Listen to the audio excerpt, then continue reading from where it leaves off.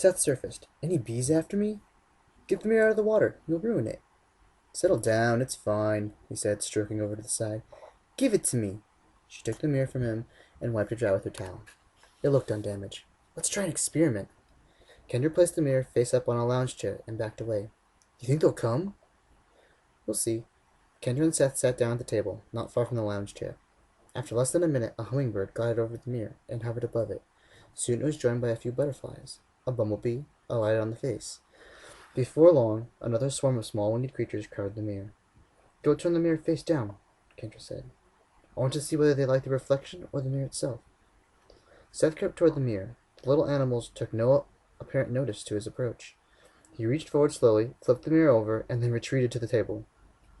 The butterflies and bees that had landed on the mirror took flight when it was overturned, but only a few of the winged creatures flew away. Most of the swarm lingered. A pair of butterflies and a dragonfly landed on the lounge chair at the edge of the mirror. Taking flight, they flipped the mirror over, nearly sliding it off the chair in the process. With the reflective surface shown again, the swarm pressed close. Several of the creatures landed on the face. Did you see that? Kendra asked. That's weird, said Seth. How could they be so strong enough to lift it? There were a few of them. Want me to flip it again? No, I'm scared it will fall off and break. Okay. He draped his towel over his shoulder. I'm gonna go change. Would you like to take the mirror? Would you take the mirror? Fine, but I'm running. I don't want to get stung. Seth moved toward the mirror slowly, snatched it, and ran off into the garden toward the house. Part of the swarm gave lazy pursuit before scattering. Kendra wrapped the towel around her waist, picked up the sunblock Seth had left behind, and started toward the house. When Kendra reached the attic playroom, Seth was dressed in jeans and a long-sleeved camouflage shirt.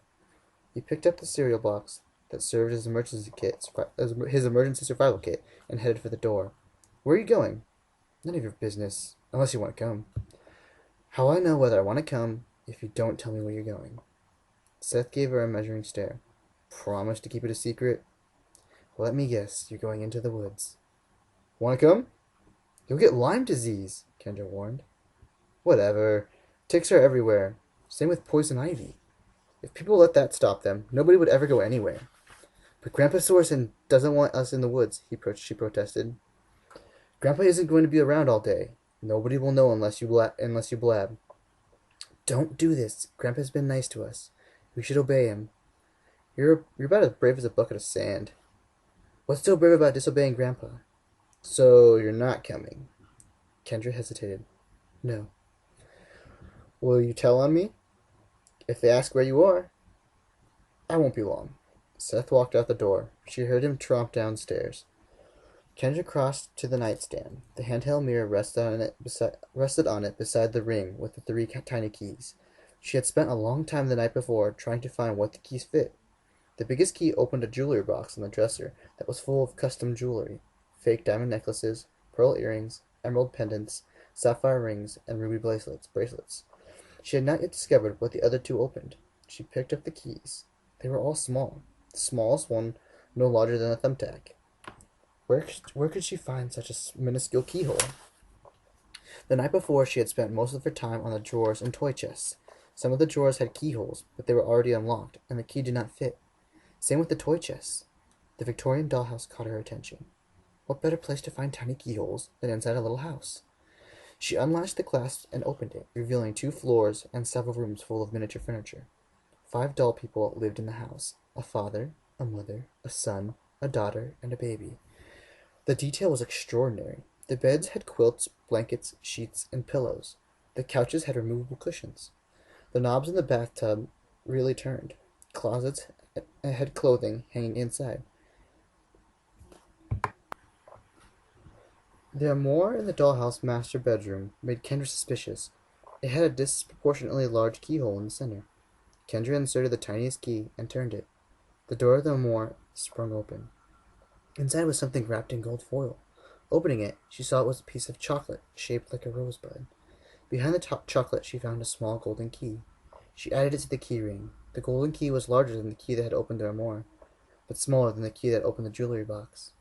Kendra took a bite of the chocolate rosebud. It was soft and melted in her mouth. It was the richest, creamiest chocolate she had ever tasted. She finished it in 3 more bites, savoring each mouthful. Kendra continued scouring the tiny house, investigating every piece of furniture, searching every closet, checking behind every miniature painting on the walls. Finding no more keyholes, she closed the dollhouse and fastened the clasps. Scanning the room, Kendra tried to decide where to look next. 1 key left, maybe 2 if the golden key also opened something. She had been through most of the items in the toy chest, but she could always double check. She had searched through the drawers in the nightstand, dressers, and wardrobes thoroughly, as well as the knickknacks on the bookshelves. There could be keyholes in unlikely places, like under the clothes of the dollhouse or behind a bedpost. Kendra ended up beside the telescope. Improbable as it seemed, she checked it for keyholes. Nothing. Maybe she could use the telescope to locate Seth. Opening the window, she noticed Dale walking along the lawn at the outskirts of the woods. He was carrying something in both hands, but his back was to her, impeding a view of what he held. He stooped and sat down behind a low hedge, which continued to prevent her from seeing the object. Dale walked off at a brisk pace, glancing around as if to ensure nobody was spying, and soon passed out of view. Curious, Kendra rushed down and out the back door. Dale was nowhere in sight. She trotted across the lawn to the low hedge beneath the attic window. Grass continued for about 6 feet beyond the hedge before stopping abruptly at the perimeter of the forest. On the grass behind the hedge rested a large pie tin full of milk. An iridescent hummingbird hung suspended over the pie tin, wings a faint blur. Several butterflies flitted around the hummingbird. Occasionally, one would descend and splash in the milk. The hummingbird flew away, and a dragonfly approached. It was a smaller crowd than the mirror that had attracted, but there was much more activity than Kendra would have expected around a small pool of milk. She watched as a variety of tiny winged animals came and went, feeding from a pie tin. Did butterflies drink milk? Did dragonflies? Apparently so. If not, before the level of milk in the pie tin had remarkably fallen. Kendra looked up at the attic. It had only 2 windows, both facing the same side of the house. She visualized the room behind those gabled windows and suddenly realized that the playroom consumed only half the space the attic should fill. Abandoning the tin of milk, she walked around to the opposite side of the house. On the far side was the second pair of attic windows. She was right.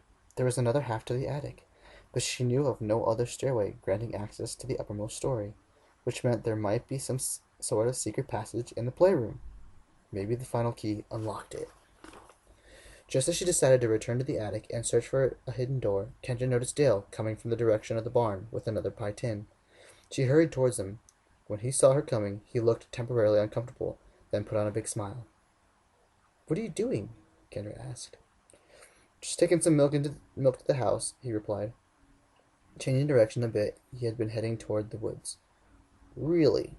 Why'd you leave that other milk behind the hedge?" "Other milk?" He could not have looked more guilty. "Yeah, but the butterflies were drinking it." Dale was no longer walking. He regarded Kendra shrewdly. "Can you keep a secret?" "Sure." Dale looked around as if someone might be watching. "We have a few milking cows. They make plenty of milk, so I put some of the excess for the insects. Keeps the garden lively." "Why is that secret?" "I'm not sure your grandfather would approve. Never asked permission. He might consider it wasteful." "Seems like a good idea to me. I noticed all the different kinds of butterflies in your garden. More than I've ever seen, plus all the hummingbirds." He nodded. "I like it. Adds to the atmosphere." "So you weren't taking the milk into the house?" "No, no. The milk hasn't been pasteurized. Full of bacteria. You could catch all sorts of diseases. Not fit for people. Insects, on the other hand, they seem to like it best this way. You won't spoil my secret." "I'll keep quiet." "Good girl," he said with a conspiratorial wink. "Where are you putting that one?" "Over there." He jerked his head toward the woods. "I set a few on the border of the yard every day." "Does it spoil?" "I don't leave it out long enough. Some days the insects consume all the milk before I collect the pans. Thirsty critters." "See you later, Dale." "You seen your brother hereabout?" "I think he's in the house." "That's so." She shrugged. "Maybe." Kendra turned and started toward the house. She glanced back as she mounted the stairs to the rear porch. Dale was placing the milk behind a small, round bush.